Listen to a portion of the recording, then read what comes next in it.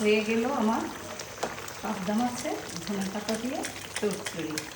আপনারাই দেখুন কত একদম সুন্দর লাগছে, মাখা মাখা। দেখতে যেমন সুন্দর হয়েছে, খেতেও কিন্তু এটা ঠিক তেমনই ভালো হয়েছে।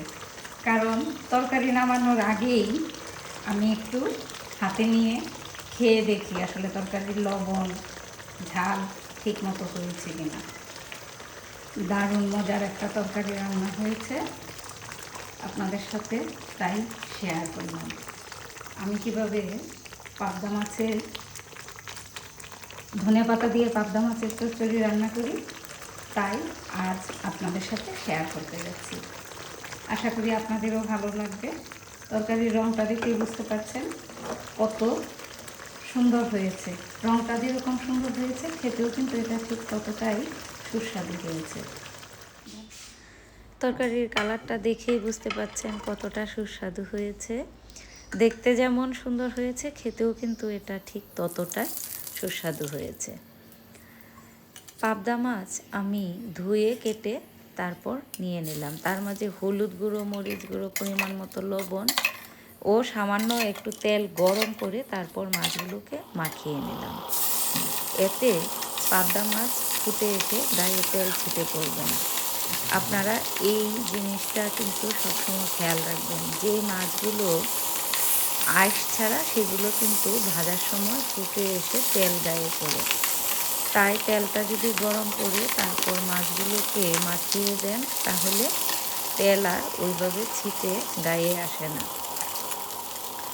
মাছগুলোর দুপাশে ভালো করে ভেজে নিয়ে তারপর নামিয়ে রাখলাম।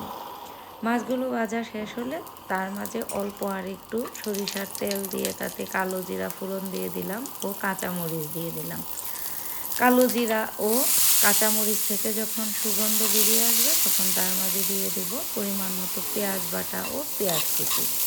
তারপর এইটাকে একটু ভালো করে নাড়াচাড়া করে নেব, যাতে কাঁচা গন্ধটা দূর হয়ে যায়। কাঁচা গন্ধটা চলে গেলেই আমি এবার তার মাঝে দিয়ে দেব একে একে মশলা। মাছ ছিল যেই বাটিটাতে, সেই বাটিটা ধুয়ে সামান্য একটু জল দিয়ে দিলাম। তারপর একে একে হলুদ গুঁড়ো, মরিচ গুঁড়ো, জিরার গুঁড়ো দিয়ে পরিমাণ মতো লবণ দিয়ে সামান্য একটু পানি দিয়ে আমি মশলাটাকে ভালো করে কষিয়ে নেব। মশলা থেকে যখন তেল উঠতে শুরু করবে তখন বুঝবো যে মশলা মোটামুটি কষানো হয়ে গেছে। যখন মশলার উপরে একদম তেল উঠে চলে আসবে, তেলটা ছেড়ে দিবে, তখনই বোঝা গেল যে মশলাটা কষানো হয়ে গেছে। এই দেখুন উপরে তেল উঠে এসেছে।